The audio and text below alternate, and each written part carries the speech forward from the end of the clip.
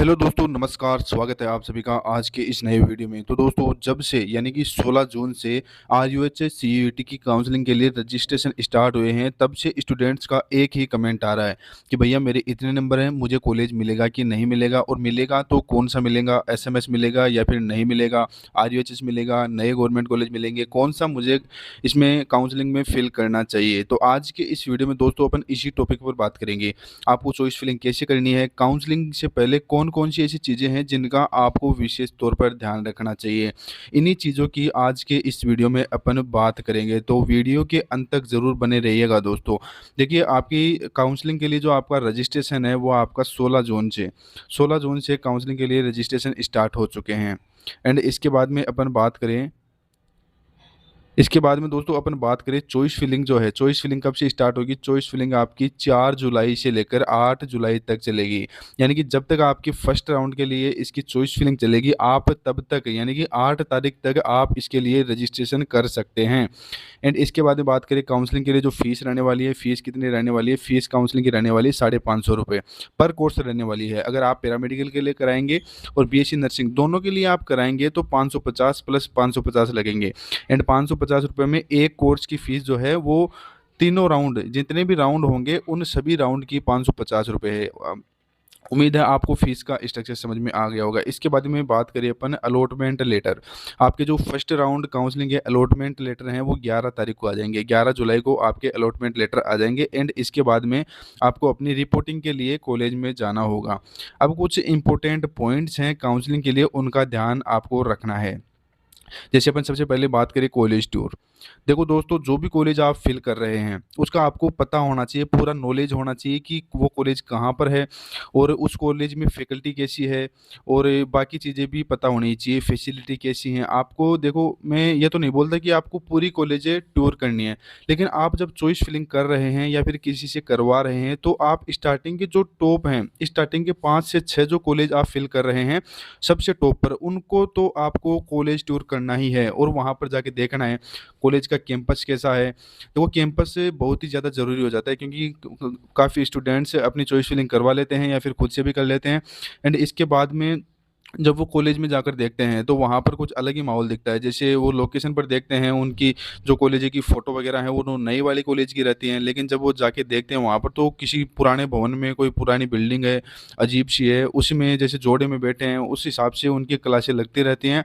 फिर स्टूडेंट काफ़ी ज़्यादा डिमोटिवेट हो जाते हैं कि अगर काउंसलिंग सही कर लेता तो मुझे कोई अच्छा कॉलेज मिल जाता। तो इस चीज़ का ध्यान रखना है आपको कॉलेज टूर की में।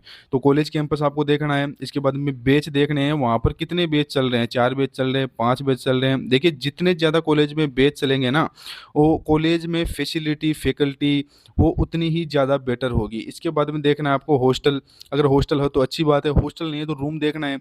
रूम ईज़िली अवेलेबल हो जाते हैं या फिर नहीं हो जाते हैं तो रेंट वगैरह कैसा है, महँगा तो नहीं पड़ेगा, आप वो चीज़ भी देख सकते हैं। हॉस्पिटल देखना है, हॉस्पिटल कैसा है। इसके बाद में देखते हैं अपन डिस्टेंस, ये जब बहुत ही ज़्यादा ज़रूरी चीज़ है डिस्टेंस।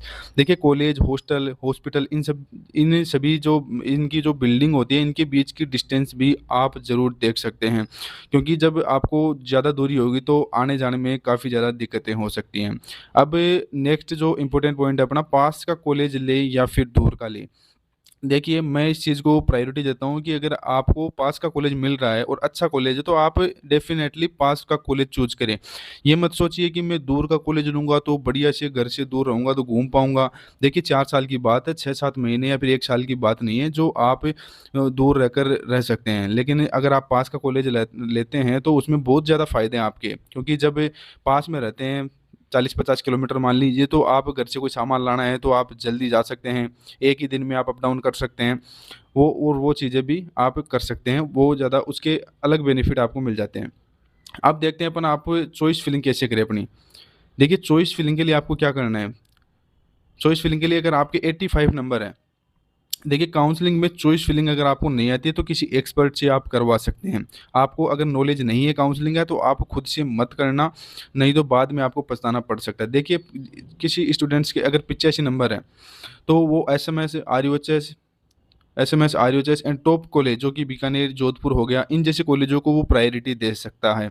देखिए अगर किसी स्टूडेंट्स के 75 नंबर है तो वो एसएमएस को ना भरे, को उसको फिल करने का कोई मतलब नहीं है, क्योंकि 75 पर आप भी जानते हैं एक गवर्नमेंट कॉलेज मिलना आज मुश्किल हो गया है। तो एसएमएस की बात करना तो फालतू की बात है। एसएमएस तो 75 पर मिलेगा ही नहीं, तो उसको भरने का कोई मतलब नहीं है, मैं तो ये बोलूँगा।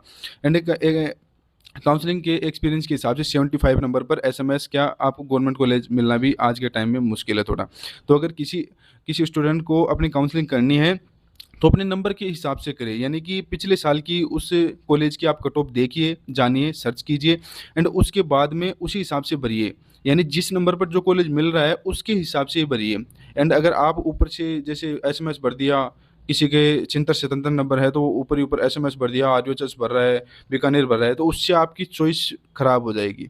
तो उससे जो आपको जो कॉलेज मिल रहा होगा वो भी आपको नहीं मिलेगा। अगर इसके बाद में बात करें 80 नंबर है किसी के, तो 80 नंबर वाला सीकर का भर सकता है, बूंदी का भर सकता है, दौसा का है तो दौसा का भर सकता है, झुंझुनू, चूरू, श्रीगंगानगर, ये जो कॉलेज है ना, सीकर वाले, बूंदी वाले, दौसा वाले, इनकी कट ऑफ 80-81 के आसपास ही जाती है। एंड अगर किसी के 75 नंबर है तो वो न्यू कॉलेज को प्रायोरिटी पर रखे, जैसे नावा नागौर हो गया और तीजा अलवर मान सकते हैं।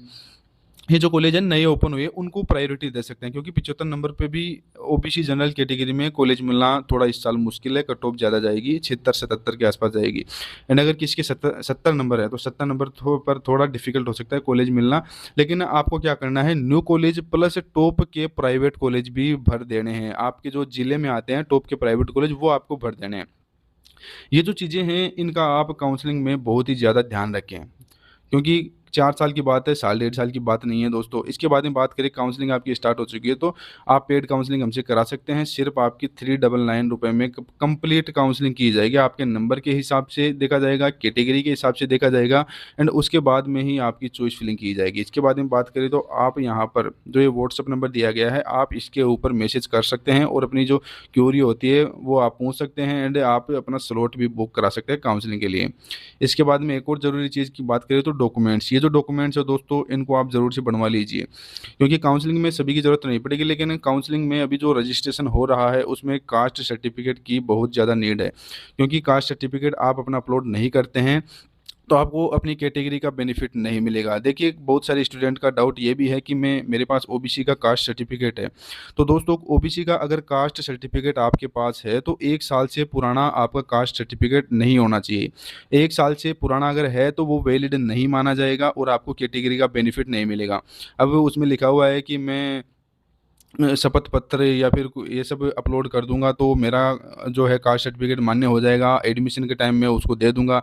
तो ऐसा करने से कोई फ़ायदा नहीं है। लास्ट ईयर मैंने काफ़ी 4-5 स्टूडेंट के ये काउंसलिंग में दिक्कत देखने को आई थी, क्योंकि उन्होंने सर्टिफिकेट तो अपलोड कर दिया था लेकिन वो 1 साल से पुराना था और उसमें जो जो भी शपथ पत्र है वो अपलोड कर रहे थे लेकिन वो मान्य नहीं हुआ था, उनको जनरल कैटेगरी से ही सीट मिली थी। तो इस चीज़ को आप ज़रूर ध्यान दें। आप 1 साल से पुराना अपलोड ना करें। अभी तो देखो काउंसलिंग में टाइम है, अभी आज आज से अगर बात करें तो 8 तारीख तक का टाइम आपके पास, 8 जुलाई तक का आपके पास टाइम है। तब तक आप बनवाकर कास्ट सर्टिफिकेट जो है अपलोड कर सकते हैं। रजिस्ट्रेशन टाइम 8 जुलाई के बाद रजिस्ट्रेशन जो है बंद हो जाएंगे। तो 8 तारीख तक तो आपका बन जाएगा, मेनली 3 से 4 दिन का टाइम लगता है। तो कास्ट सर्टिफिकेट आप ज़रूर बनवाइए, पुराना वाला अपलोड ना कीजिए दोस्तों। और इन जो डॉक्यूमेंट्स हैं इनका आप स्क्रीनशॉट ज़रूर से ले लेना, जैसे ऑनलाइन पेमेंट प्रूफ हो गया, डोमिसाइल सर्टिफिकेट हो गया, कास्ट सर्टिफिकेट हो गया, ये जो इसका आप स्क्रीनशॉट ले सकते हैं। इन काउंसलिंग के लिए आप यहाँ पर टीम से बात कर सकते हैं, जो नंबर दिया गया है 93 52 750 882 और अपनी कंप्लीट काउंसलिंग करवा सकते हैं दोस्तों। इस वीडियो में दोस्तों इतना ही, आगे और भी वीडियो आते रहेंगे। एंड मैं एक ज़रूरी चीज़ आपको बता दूं, ये जो डॉक्यूमेंट्स हैं इनमें काफ़ी सारे डॉक्यूमेंट्स हैं, जैसे गैप हो गया, सेल्फ अंडरटेकिंग हो गया, बॉन्ड हो गया, ये कैसे बनेंगे। अगला जो वीडियो आएगा अपना इसी चीज़ पर आएगा कि कौन सा डॉक्यूमेंट्स कैसे बनेगा और कहाँ पर बनेगा। तो इन चीज़ों को आपको ध्यान में रखना है, ये जो चीज़ें हैं इनको ध्यान में रखना है। इस वीडियो में दोस्तों इतना ही, बाकी वीडियो ज़्यादा लंबा हो जाएगा। मिलते हैं अगली वीडियो में, तब तक के लिए जय हिंद, वंदे मातरम।